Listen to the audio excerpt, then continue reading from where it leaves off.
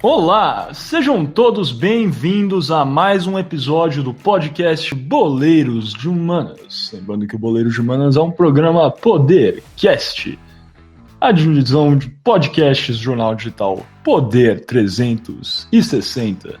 Dando início logo de frente aqui ao nosso 22º episódio do podcast Boleiros de Humanas, eu sou Miguel Galute Rodrigues e tenho o prazer de apresentar os meus co-apresentadores, sim, de volta 2 co-apresentadores, o nosso querido, como sempre, Guilherme Ribeiro Paturi, diretamente de Toronto, no Canadá, e agora não mais convidado especial, porém sim, como co-apresentador, o publicitário Gabriel Franco, de São Paulo. Vamos primeiro ao Canadá. Gui, como é que você está hoje nesse 22º episódio?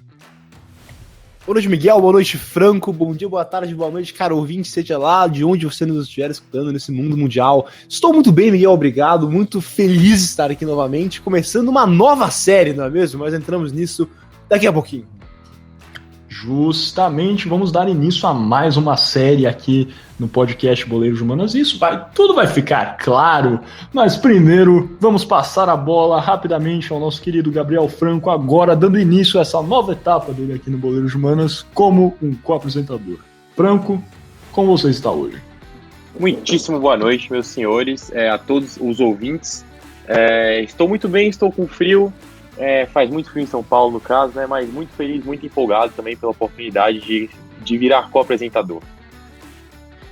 Perfeito, exatamente. Estamos passando por uma época de friaca aqui em São Paulo, né? Quantos graus? 20 graus. O Gui lá no Canadá, em pleno verão, está 19 graus. É isso mesmo. Então... Só para constar, nevou semana passada. Nevou em abril, é isso. Nevou mesmo. Em abril. Não, é maio. Maio, né? Nem abril, né? Maio. Meu Deus, estamos em junho, cara, ouvinte. Quem diria, hein? Alguém notou que 2021 começou? Meu Deus. Parece que foi só uma continuação, mas enfim.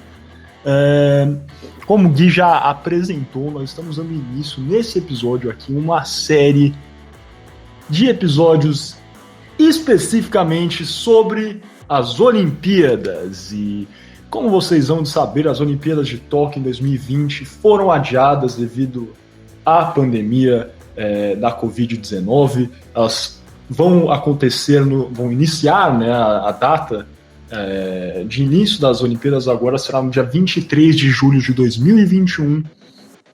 E para tal fim, nós vamos fazer alguns episódios, 4 episódios, todos em sequência, inaugurando essa série olímpica, conversando sobre episódios, como sempre, né, relevantes no mundo, na estria esportiva, mas também nas ciências sociais. E o episódio de hoje será sobre acho que talvez uma das mais emblemáticas Olimpíadas dos últimos anos, com certeza, as Olimpíadas de 2008 de Pequim.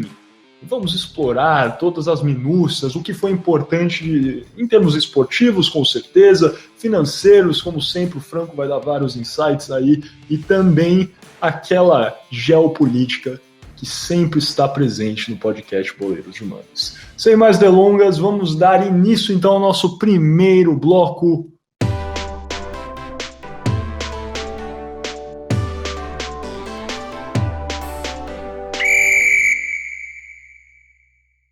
Olá, sejam bem-vindos então novamente aqui ao podcast Boleiros de Humanas, lembrando que Boleiros de Humanas é um programa Podercast, a divisão de podcasts do jornal digital Poder 360. Para apresentar, como já falei, as Olimpíadas de 2018, os Jogos Olímpicos de Verão de 2018 em Pequim, vamos conversar um pouquinho de como é que foi a escolha dessa sede em Pequim, como é que foi, na verdade, todo esse contexto por trás, que vocês já devem conhecer, talvez os nossos ouvintes, talvez um pouco mais antenados, devem conhecer as questões de geopolítica que trafegavam naquela época, em 2008, e por que a escolha em Pequim foi relevante para o governo da República Popular da China.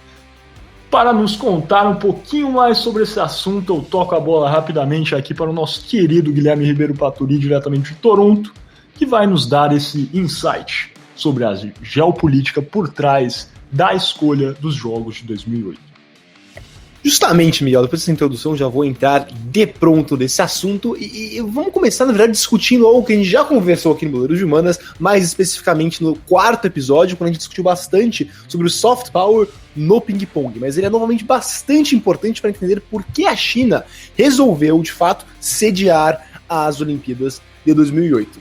E vamos explicar, mais uma vez, o que é o soft power. O soft power, ou poder brando, ou talvez poder suave em português, é uma ferramenta importante e eficaz nas relações internacionais. O professor Joseph Nye, o criador desse termo, definiu o soft power como, e abro aspas, o conceito básico de poder é a capacidade de influenciar os outros para que façam o que você quer.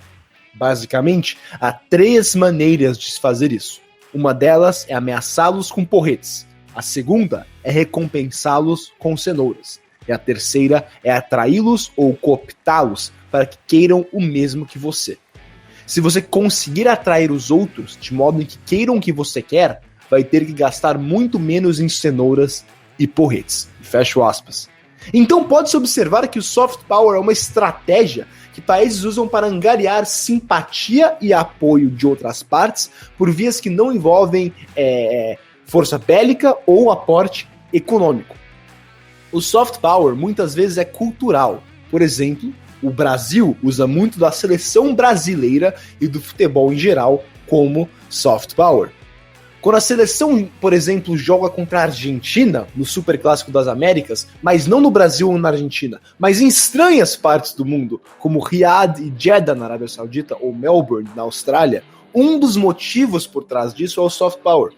A seleção impressionando, por exemplo, australianos, pode ser determinante para angariar boa vontade do povo e do governo da Austrália. E quando chegar a hora de negociar um acordo comercial ou tratado bilateral, essa simpatia pode ser determinante para conseguir um acordo melhor para o Brasil. Então, depois dessa breve explicação e exploração, na verdade, do que é o poder brando, vamos voltar às Olimpíadas de 2008. E é inegável que um dos principais motivos que levou a China a sediar os Jogos de Pequim foi o soft power. Sendo sede das Olimpíadas, a China tinha a oportunidade de exibir ao mundo as partes mais simpáticas e impressionantes do país, como sua cultura, a popular culinária do país, a impressionante infraestrutura, o rápido desenvolvimento e a forte economia. Isso foi ainda mais bem sucedido devido às legiões de turistas que conheceram o país nesse verão e também devido à grande cobertura da imprensa internacional que mostrava tudo isso às pessoas que não conseguiram ir à China fisicamente. Mas a China também usou as Olimpíadas para avançar um projeto diplomático já existente há décadas, que é melhorar e ter ótimas relações com países em desenvolvimento. Não é segredo para ninguém que há vários anos a China investe bilhões de dólares anualmente em países em desenvolvimento. Particularmente na África, o país investe em diversos projetos de infraestrutura, como estradas, pontes, usinas de energia, via empréstimos com juros extremamente baixos ou não existentes. As Olimpíadas de 2008 também podem ser vistas entrando nesse cálculo de melhorar relações com países em desenvolvimento. A China foi o primeiro país considerado em desenvolvimento a sediar as Olimpíadas. Isso, combinado com o fato de que o país convidou diversos mandatários de países em desenvolvimento para os Jogos, mostram que a China usou as Olimpíadas de 2008 para incrementar a sua reputação e conquistar ainda mais simpatia e prestígio de países do terceiro mundo. E a pergunta é por quê? A China faz isso porque ela é um preponente no multilateralismo. Quando você vai para a ONU, por exemplo, atualmente, os Estados Unidos não gostam muito da ONU, não gostam muito de usar a ONU como uma base de conversa. A China sim. E investindo em vários países em desenvolvimento, a China consegue uma base de apoio para fóruns multilaterais, como o Plenário Geral da ONU. Mas agora, voltando novamente para 2008, é importante ressaltar que nem tudo foi simpatia, soft power e flores para a China. Durante os Jogos, as violações dos direitos humanos por parte do governo de Pequim foram os centros das atenções para diversos países e organizações.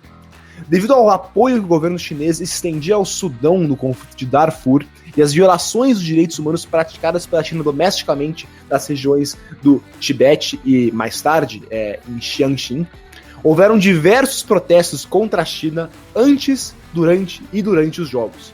houveram demonstrações na França, Reino Unido, Estados Unidos e Grécia.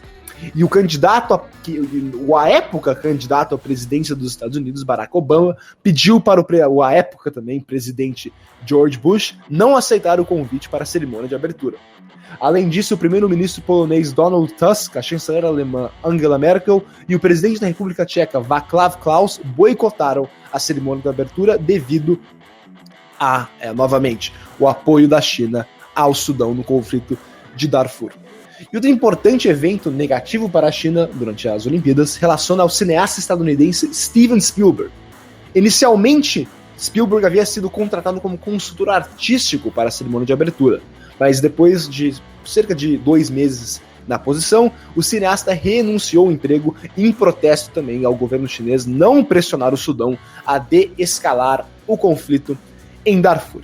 Então, podemos ver que a situação política na China em 2008, que se relaciona às Olimpíadas, foi bastante extensa. Tivemos, claro, o ônus da China sediar as Olimpíadas com angariando simpatia e apoio via soft power, mas também a parte negativa, em que a China foi obrigada a lidar com a comunidade internacional estando contra várias de suas políticas repressivas contra os direitos humanos e seu apoio a uma guerra na África.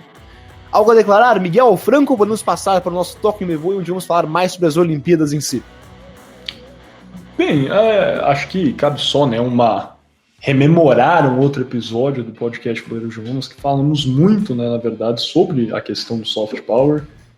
Se não me engano, foi um dos primeiros 4 episódios, talvez até o segundo episódio, não quero cometer uma gafe aqui, mas um dos primeiros episódios onde falamos, sobre a questão da diplomacia do ping-pong, a reaproximação da China, de novo, e os Estados Unidos no contexto da Guerra Fria, e como o Mundial de Ping-Pong, um jogo de ping-pong nos anos 70 foi importantíssimo, na verdade, para que essas duas potências se reaproximassem e que, na verdade, o Richard Nixon pudesse visitar a China durante o seu mandato. Então, tá aí para você, caro ouvinte, uma sugestão de ouvir esse outro podcast, Boleiros de Humanos, e também uma outra instância de aplicação de soft power e a relevância disso, tornando aí até a reaproximação dos Estados Unidos sobre o comando de Richard Nixon e a China de Mao Zedong. Muito bem, então depois disso passamos agora para o nosso segundo bloco, o Toque Me Voe.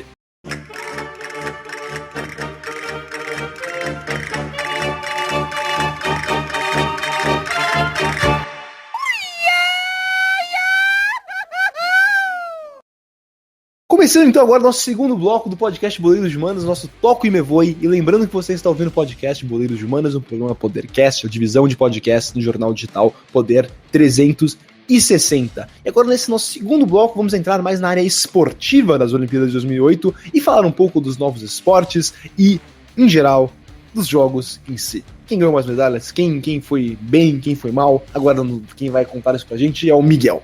Perfeito, caro ouvinte, é um prazer aqui apresentar um pouquinho mais, como eu falei, das questões esportivas, as questões numéricas, talvez, das Olimpíadas de Pequim de 2008. Os Jogos de Pequim, na verdade, foram a 29ª Olimpíada, e eles foram realizados em agosto, começaram no dia 8 de agosto, e foram realizadas até os jogos, os eventos, as modalidades, foram jogados até o dia 24 de agosto, sempre de 2008. Para vocês entenderem um pouquinho dos números, e como, novamente, a China queria demonstrar esse poderio, essa potência que o país havia se tornado, novamente atraindo toda aquela narrativa de um país em desenvolvimento que já era gigantesco em todos os aspectos. Vamos aos números então, somente de atletas, tínhamos aí mais de 10 mil atletas, temos números de 10.500 atletas participantes nas Olimpíadas de Pequim, mais de 300 eventos, com 302 eventos e 28 modalidades esportivas diversas, um acréscimo de um evento, uma modalidade com relação aos Jogos de Atenas em 2004. Essa foi a terceira vez, também acho que é importante, relevante falar, na história que os Jogos contaram com a organização de 2 comitês olímpicos nacionais. E o porquê disso? Porque o hipismo, né, a modalidade de hipismo, foi praticada não em território propriamente chinês, né, que estaria sob a estria do Comitê Olímpico da China, mas sim em Hong Kong. E as outras oportunidades onde isso já ocorreu foi em 1956, quando nas Olimpíadas de Melbourne, na Austrália, o hipismo foi realizado em Estocolmo, na Suécia. E você não ouviu errado, sim, Estocolmo, Suécia, Melbourne, na Austrália. Eu sei que é complexo, cara ouvinte, você que está em casa agora na pandemia tá achando que é difícil sair do sofá para ir buscar uma Coca-Cola na cozinha, mas o hipismo foi realizado em Estocolmo porque a Austrália, como alguns devem conhecer, tem regras de quarentena muito restritas, muito fortes quanto à entrada de animais em seu território. Alguns vão lembrar do caso, né, dos atores Johnny Depp e Amber Heard, que foram à Austrália, levaram seu cachorrinho, né, e daí foram punidos, etc., por causa justamente dessa regra de quarentena aí, bastante forte que tem na Austrália. É uma regra que permeia, como vocês podem ver, desde 1956, quando, para a entrada de animais equestres, né, os cavalos, tinha aí que eles teriam que cumprir um período de quarentena de 6 meses. Então, por essa razão, o hipismo foi praticado na Suécia e não na Austrália. A outra vez que isso tinha ocorrido foi em 1920, nas Olimpíadas de Antuérpia, na Bélgica, quando as últimas 2 regatas da classe de 12 pés foram realizadas nos Países Baixos, aí com certeza muito mais próximo, né? Sabemos da proximidade da Bélgica e dos Países Baixos, e isso ocorreu, na verdade, porque as regatas, é uma história interessante isso, fazendo um rápido aside, já estamos falando de várias coisas sem ser beijinho aqui, mas também é outra história interessante.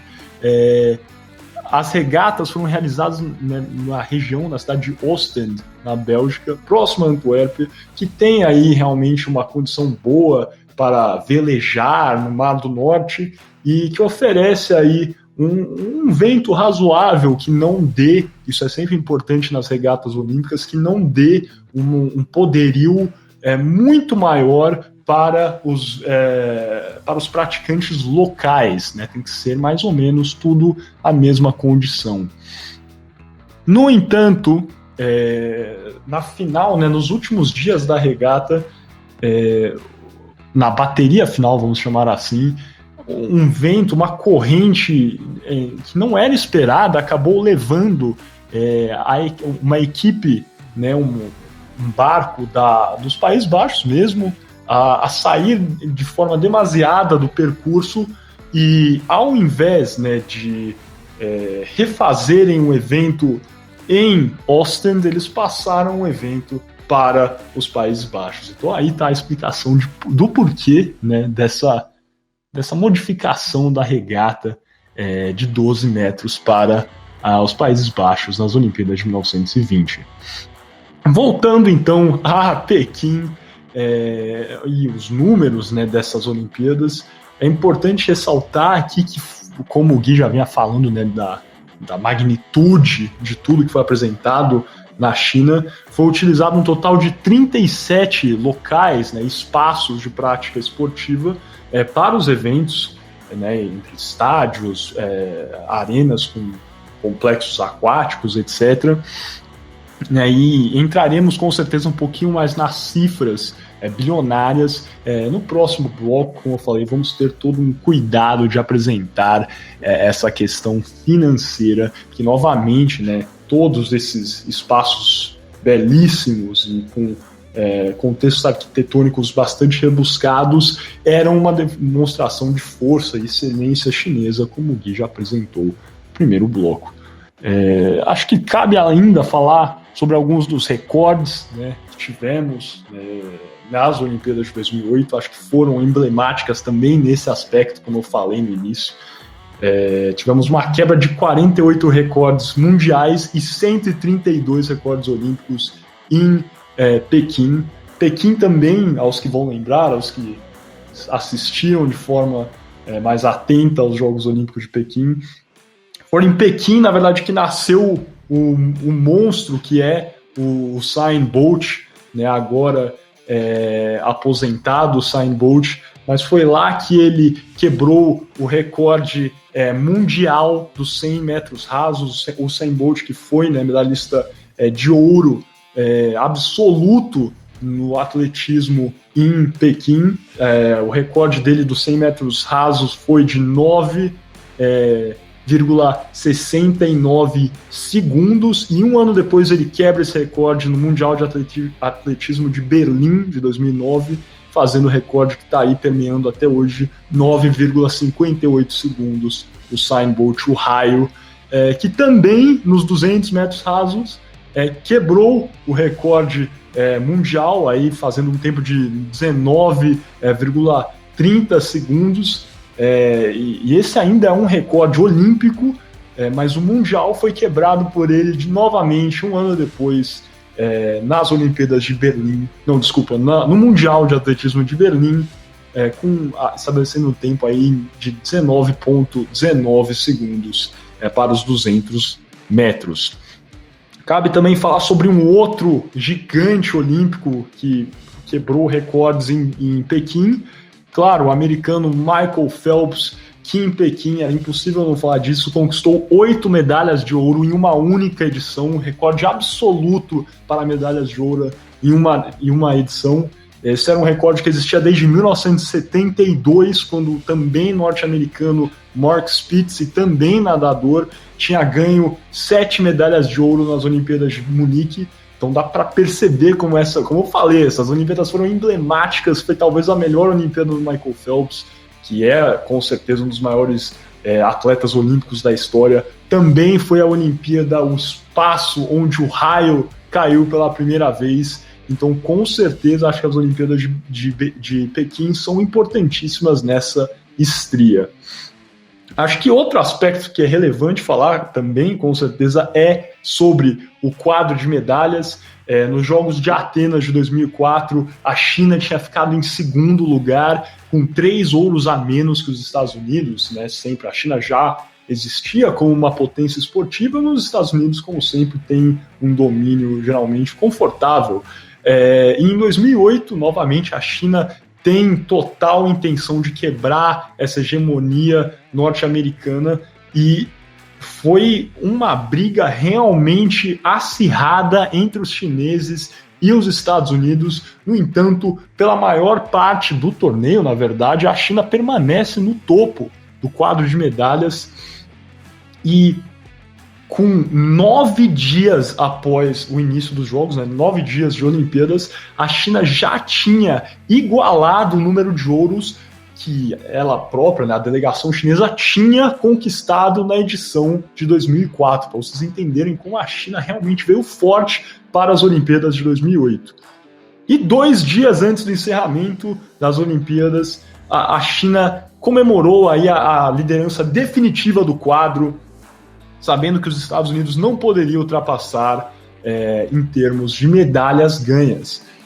No final da edição, como vocês lembram, em 2004, a China perdeu por uma margem de 3 medalhas de ouro, e ao final das Olimpíadas de 2008, a China ficou com uma vantagem de 15 ouros, 51 ouros no total, contra 36 dos Estados Unidos, demonstrando aí realmente como eles vieram, né, no inglês falam they brought their A-game, é exatamente isso. A China veio realmente com todas as cartas na mesa e venceu de forma confortável, né, essa competição geral das Olimpíadas. No entanto, cabe aqui falar que a imprensa norte-americana, algumas partes da imprensa, mas não é na sua totalidade, não reconhece essa vitória chinesa até hoje.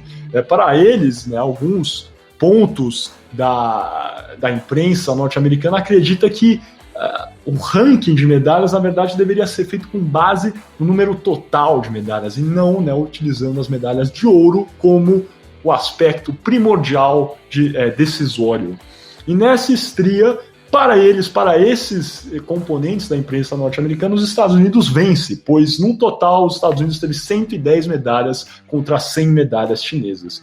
No entanto, para o restante do mundo, a grande maioria, acreditamos que a China venceu, porque teve aí um ranking muito superior no termo de medalhas olímpicas de ouro, né? E cabe aqui falar que a China foi, na verdade, o quarto país a conquistar 50 medalhas de ouro em uma única edição dos Jogos Olímpicos e também foi o primeiro país asiático a se consagrar aí, entre aspas, né, campeão do quadro geral dos Jogos Olímpicos. E só para finalizar, agora acho que cabe falar um pouquinho do nosso Brasilzão. O Brasil ficou em 22º no quadro de medalhas em Pequim. Temos aí alguns destaques, com certeza. Destaque para o César Cielo, nadador que foi ouro nos 50 metros de nado livre. César Cielo foi ouro, também venceu, né? Teve uma medalha, venceu não, mas foi medalhista de bronze também, César Cielo, nessa mesma edição. Destaque de novo também para as nossas seleções de futebol, a seleção de futebol feminino, principalmente, que quase venceu a tão desejada medalha de ouro. Foi prata na final para os Estados Unidos, perdendo um jogo muito apertado por 1-0 para a seleção norte-americana. Inclusive, a técnica dos Estados Unidos era a Pia Sundhage, que agora é técnica do Brasil. Esperança para a Pia trazer aí novamente, né, toda essa experiência vencedora para a nossa seleção feminina. E alguns vão lembrar, o futebol masculino foi bronze, perdeu, né, para a Argentina de Lionel Messi, Agüero nas semifinais, tanto vence a seleção da Bélgica e consegue ficar aí com a medalha de bronze. Vamos falar um pouquinho também aqui, né? Outro esporte que é muito relevante no Brasil, sempre em termos de Jogos Olímpicos, são as nossas seleções de vôlei. O vôlei feminino, na verdade, venceu os Estados Unidos na final, aí dando trocos, podemos chamar assim, pela final de futebol feminina, e por 3-1 conquistou um ouro inédito. O vôlei feminino, que jamais tinha sido campeão olímpico, vence e realmente é absoluto nas Olimpíadas de 2008 em Pequim. E o vôlei masculino, infelizmente, perde a final para os Estados Unidos e fica com a prata. Curiosamente, um dia depois, e o placar em sets também foi 3-1, só que dessa vez para os Estados Unidos. E por fim, acho que cabe mais um destaque, não podemos falar sobre todos os medalhistas olímpicos em 2008, né, mas fazendo outro destaque para a Maureen Maggi, que venceu o ouro em salto e distância em Pequim, né, aí com um salto em sua primeira tentativa na final de mais de 7 metros de distância, 7,4 metros, né, 0,4 metros de distância. A Maureen Maggi conquista aí o ouro para o Brasil. Também um destaque importantíssimo aí do atletismo brasileiro, a Maureen Maggi, que venceu esse ouro em Pequim. Alguma coisa a declarar, Franco, Gui, ou vamos passando para o terceiro bloco? Antes de acabar, eu quero comentar rapidinho sobre o Brasil mesmo, em medalhas. O César Cielo, que é um belo nadador, conquistou esse ouro, levou essa glória para o Brasil. Depois virou uma espécie de chacota, porque não foi tão bem em Londres em 2012. Mas ressaltando que o César Cielo é um ótimo esportista nacional, devia ser respeitado por isso. Gostaria de deixar registrado isso. E também que essa foi uma das várias decepções do Brasil em futebol, né? Não conseguiu passar pela Argentina, inclusive acho que foi 3-0 para a Argentina a partida nas semifinais, foi de fato o Brasil foi muito mal, e em 2012 novamente perderia a final para o México, só que a gente conseguiu quebrar essa má sorte, né? Essa maldição das Olimpíadas em 16 no Rio, em casa, conseguimos de fato conquistar nos pênaltis contra a Alemanha. Mas são esses dois. Fui testemunha ocular deste momento estava no Maracanã? Histórico. Testemunha ocular. Paradinha do Neymar, o último pênalti foi de fato uma festa. Mas agora, quem sabe, em 21, a seleção tá aí. Vamos conquistar de novo esse ano a ouro. Vamos defender a medalha de ouro. Acho complexo. Difícil, mas quem sabe. Quem sabe. André Jardine é um ótimo técnico, realmente. Treinou bem o São Paulo. Muito bem, injustiçado. Sem brincadeiras à parte, realmente toda a sorte ao André Jardine e seus comandados em Tóquio, logo menos. Sem mais delongas, então, passando para o nosso terceiro bloco, o arremate.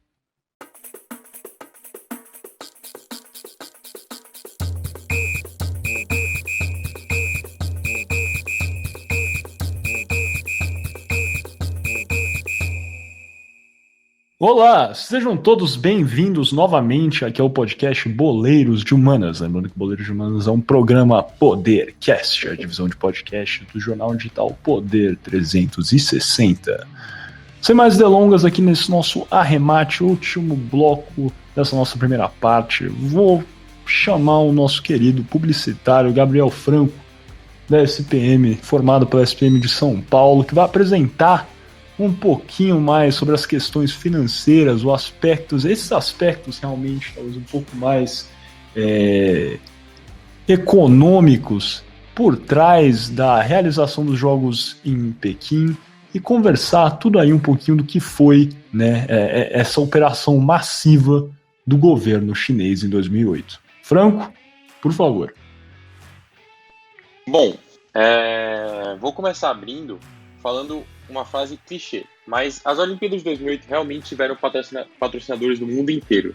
É difícil você imaginar que um país como a China, que é um país que é muito mais fechado, tanto para marcas quanto para investidores, que são muito mais do próprio país, quanto para venda de produtos, tenha aceitado tantos investidores de fora dentro de uma marca, lógico, a marca das Olimpíadas, né, que é pertencente ao COI, mas tem aceitado tantas marcas diferentes quanto ela aceitou nessas Olimpíadas. A gente consegue citar diversas marcas que estamparam os seus logos nos jogos, Coca-Cola, Samsung, General Electric, entre outras que acabaram tendo um problema que já foi citado aqui, que é um problema de relacionamento de imagem, um problema de, cara, como é que eu consigo administrar a minha imagem por conta do duro regime chinês.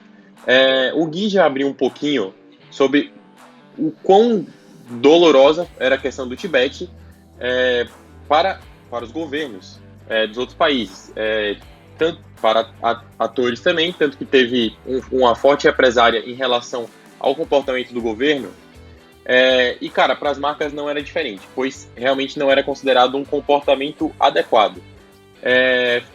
Esse comportamento foi tema de discussão entre marcas e acabou forçando com que elas tomassem posicionamentos. Como assim? Eles soltaram comunicados de desacordo com tais práticas, como por exemplo a Coca-Cola, sobre esses conflitos do país sede. Um dos grandes eventos que envolveram esses patrocinadores foi quando a tocha passou por Nagano, no Japão. Nesse evento, 3 das principais marcas, a Coca-Cola novamente, a Samsung, inclusive a gigante chinesa Lenovo, decidiram não colocar seus veículos na comitiva da cidade japonesa. Foi marcada por graves protestos contra o regime. Por outro lado, mesmo com a exposição negativa que esse conflito carregava ao Ocidente, as empresas alemãs elas resolveram investir fortemente nos jogos, levando um lema de negócios acima da imagem. Como assim?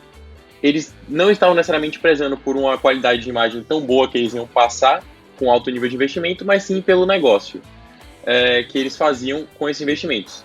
Mas por quê? As empresas alemãs, principalmente as empresas automobilísticas, elas tinham um forte mercado dentro da China.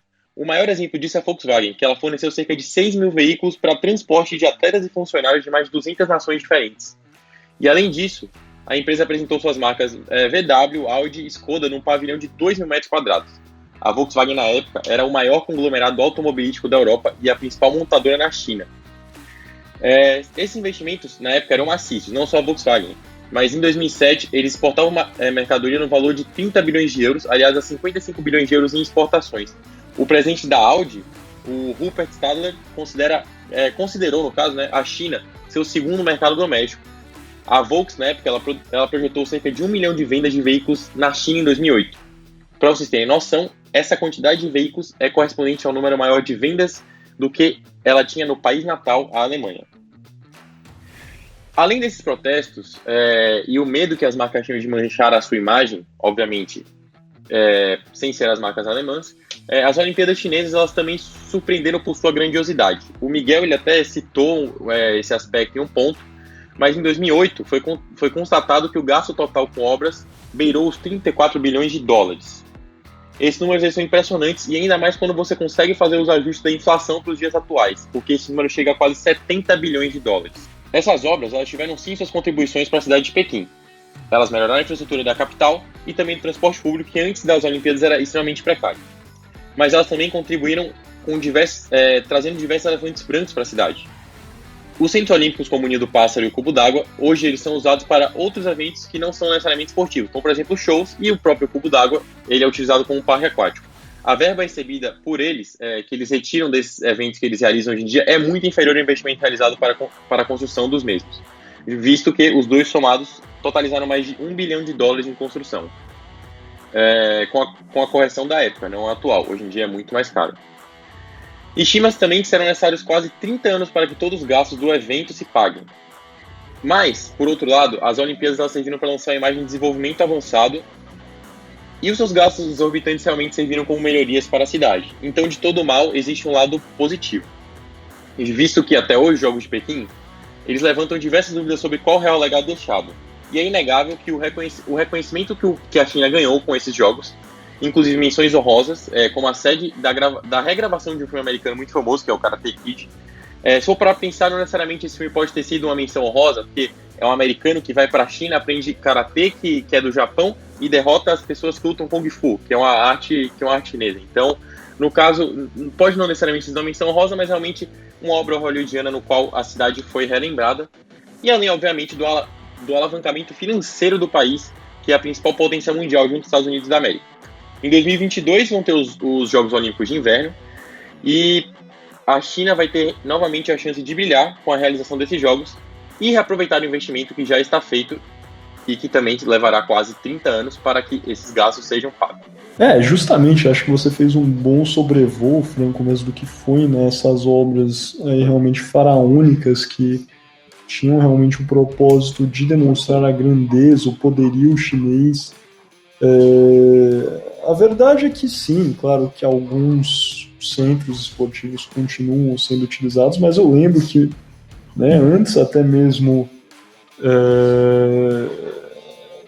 o Ninho do Pássaro, por exemplo, é utilizado. Realmente o futebol chinês tem crescido de forma massiva nos últimos anos, né? Uma liga importante, quiçá é realmente a liga, na verdade, acho que é a liga mais poderosa da Ásia atualmente. E, no entanto, passaram-se anos até que o futebol chinês atingisse esse patamar de hoje em dia, né? Então, até mesmo o Ninho do Pássaro, talvez que é a obra, né, que tem sido mais utilizada, uma das, realmente voltamos a toda aquela questão se esse conceito de sedes que a cada evento, né, a cada jogo, seja Copa do Mundo, Copa América, Olimpíadas, se esse sistema de sede que muda a cada evento é sustentável, né? Mas enfim, podemos deixar isso aí para o nosso quinto e último bloco, as alternadas. Gui, alguma coisa a declarar? Nada a declarar, podemos passar então para o nosso shootout. Perfeito, então vamos fechar aqui a primeira parte do podcast Boleiros de Humanas. Gostaria novamente de convidá-los, se vocês estão ouvindo no YouTube, só deixar o vídeo rolar. Se estiverem no Spotify, SoundCloud ou qualquer outro provider de áudio, cliquem aí na nossa segunda parte do podcast Boleiros de Humanas. Vamos ter os nossos tradicionais blocos, o shootout, aquele rápido jogo de perguntas e respostas sobre tópicos debatidos. E aí vamos ter aquele combate clássico entre co-apresentadores, que eu sempre venço, mas quem sabe hoje será diferente. Pode ser a primeira vez na história, uma coisa realmente emblemática. Então, se eu fosse você... Vou quebrar o jejum. Cara, mas se o Gui for campeão, né, é atleticano. Vai ser a única vez. Não...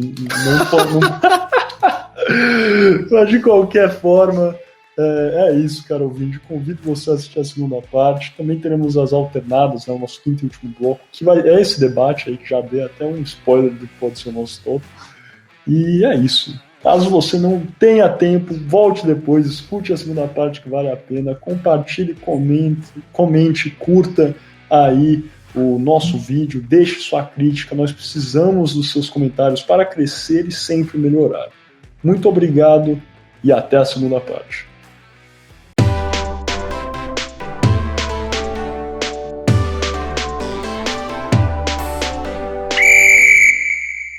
Sejam bem-vindos, então, a mais um bloco do podcast Boleiros de Humanas. o meu cachorro latindo aqui no fundo, mas não tem problema, vocês sabem como é que é esse período de pandemia.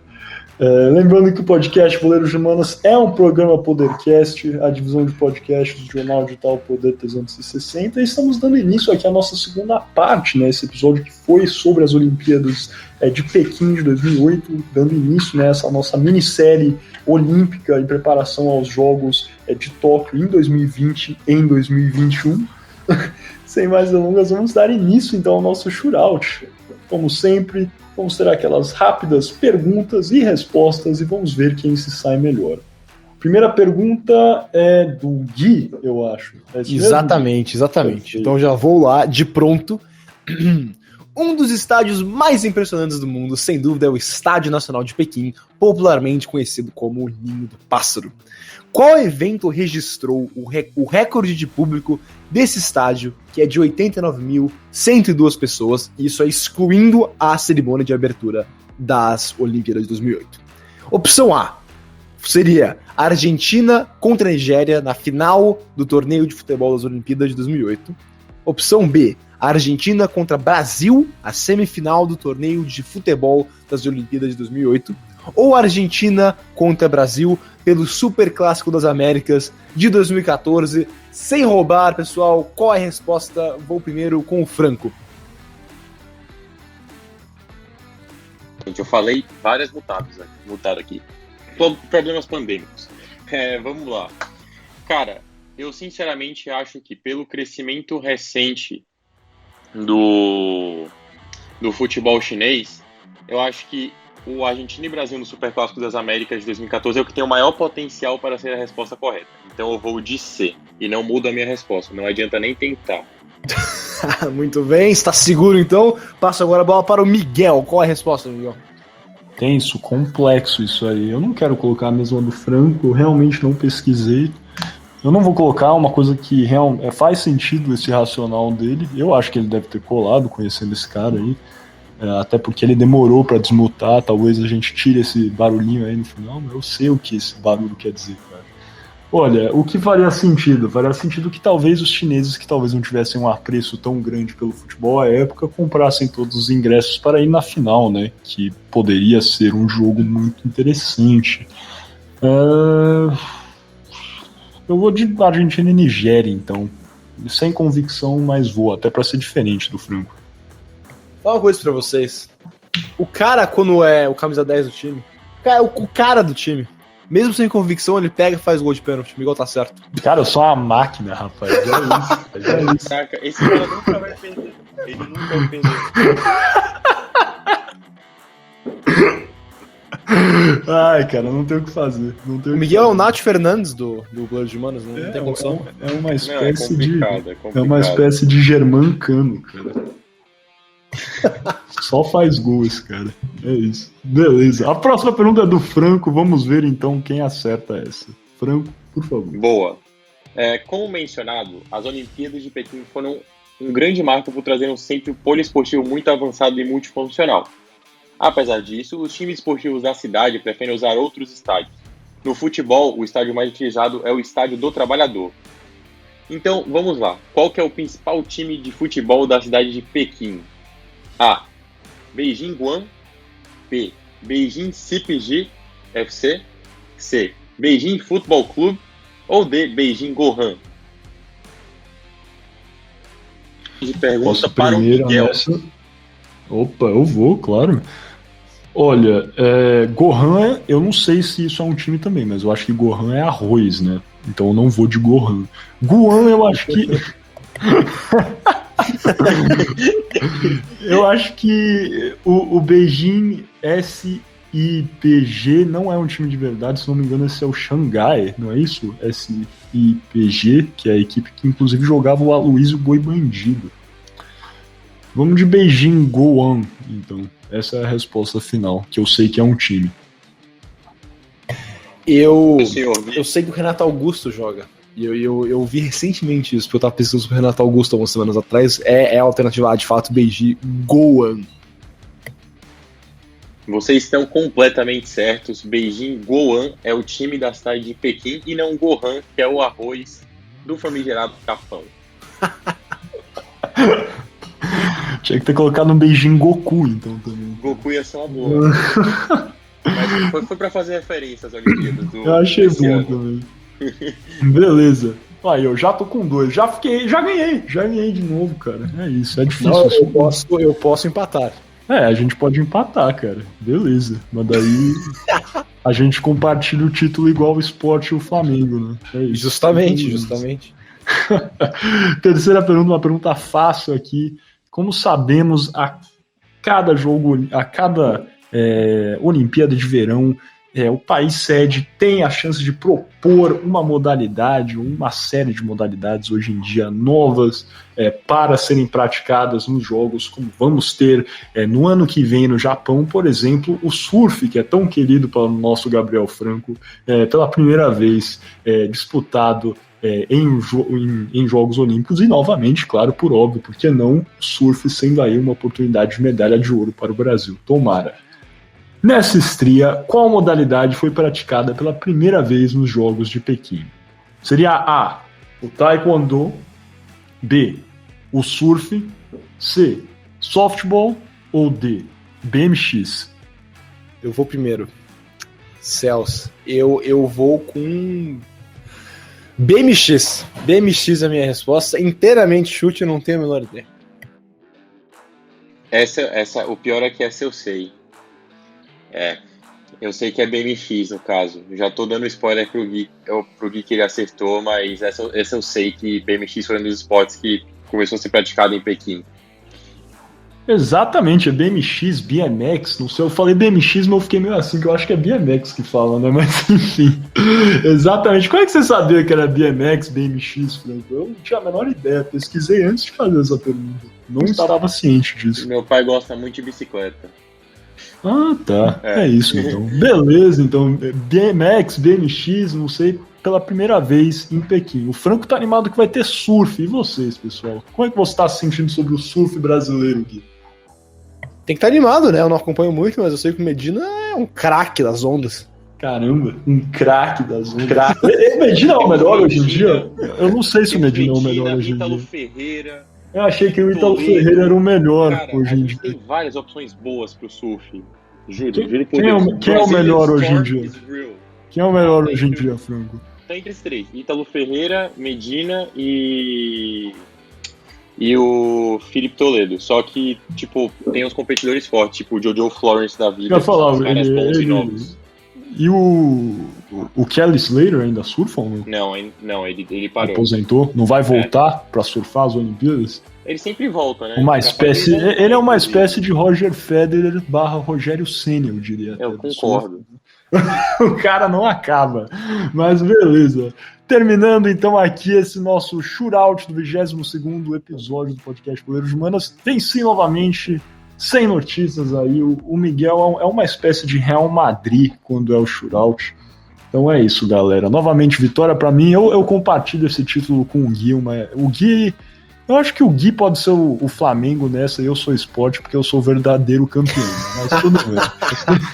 Sem mais uma que eu venci a Copa Rio também, viu, gente? Só pra falar pra vocês. O Franco é o Botafogo. Beleza, fechando então o shootout, passando para o nosso quinto e último bloco desse 22º episódio, as alternadas.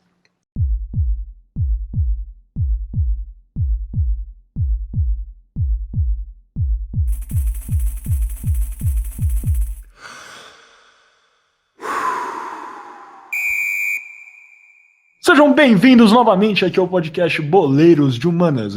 Boleiros de Humanas é um programa Podercast, a divisão de podcasts do jornal digital Poder 360. Vamos ter umas alternadas rápidas aqui hoje e vai ser justamente no tópico que eu comecei a falar um pouquinho no arremate, né, o nosso terceiro bloco, fazendo aí esse eterno retorno do mesmo, cíclico, bem filosofia realmente oriental aqui.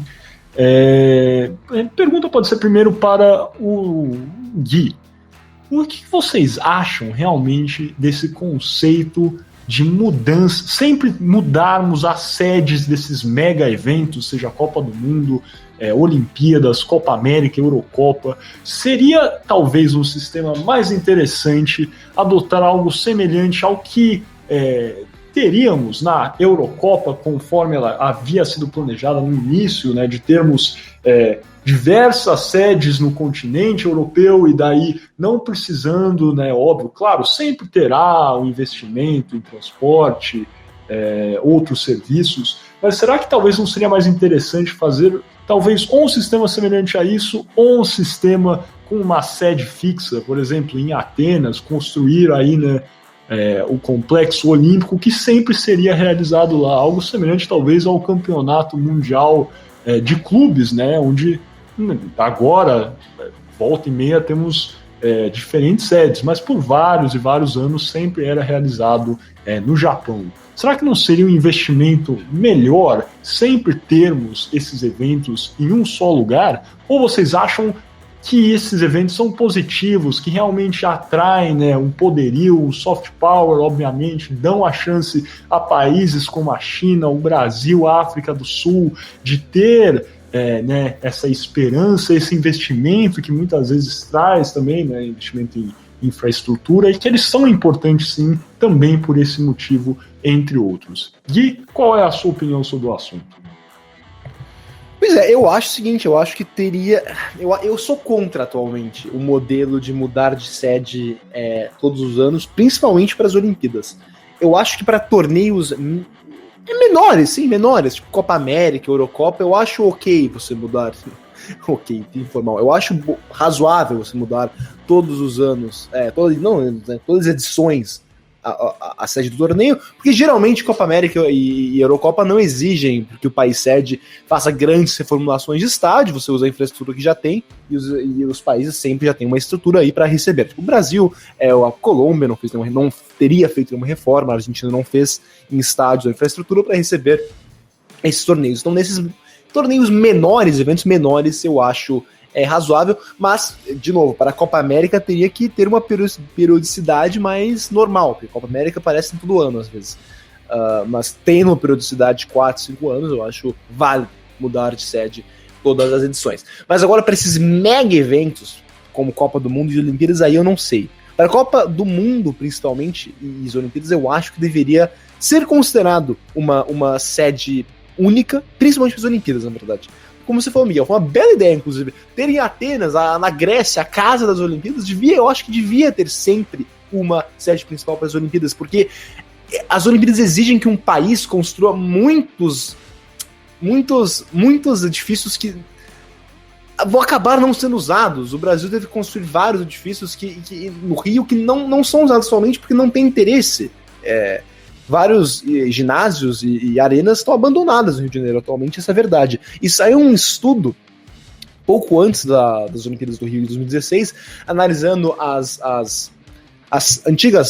sedes anteriores ao Rio, que foram, claro, Londres, Pequim, Barcelona, Sydney, Atenas, e a única sede que teve o legado das Olimpíadas foi positivo foi de Barcelona. Os outros todos não teve um legado ou negativo ou um legado neutro, digamos assim. E o do Rio definitivamente foi negativo. Então eu acho que as Olimpíadas eu acho que seria interessante ter uma sede fixa, por que não, em Atenas. A Copa do Mundo, meu coração fica dividido, porque eu acho muito legal, como fã de futebol, viajar e ir conhecer um novo país e ver as seleções jogar em outro lugar todos os 4 anos. Eu acho isso bem divertido, mas eu não sei o quão inteligente países como o próprio Brasil. A gente sempre volta nessa discussão. O Brasil construiu arenas em lugares que não precisava ter construído. E o Qatar está fazendo arenas absurdas num país em que eu acho que o futebol não é. Na verdade, eu sei, no Qatar o futebol não é o esporte mais popular. A Rússia também gastou milhões fazendo essas arenas eu não sou nenhum especialista na Rússia, mas eu imagino que as arenas enormes feitas em cidades pequenas, para o padrão Rússia, não foram muito inteligentes, que nem não foi muito inteligente fazer uma arena enorme em Cuiabá ou em Manaus, ou até em Brasília. Então, na Copa do Mundo, como um torcedor, eu acho o máximo você ter sedes mudando em 4 anos, mas como um cidadão racional, eu não sei o quão inteligente principalmente porque a FIFA exige um número absurdo de estádios que eu acho que isso é inteiramente desnecessário e poderia ser mais barato. Se pudesse baratear a construção de o que requer ser sede para a Copa do Mundo, eu apoiaria continuar sendo 4 anos, sedes diferentes, senão eu acho que tem que rever esse conceito.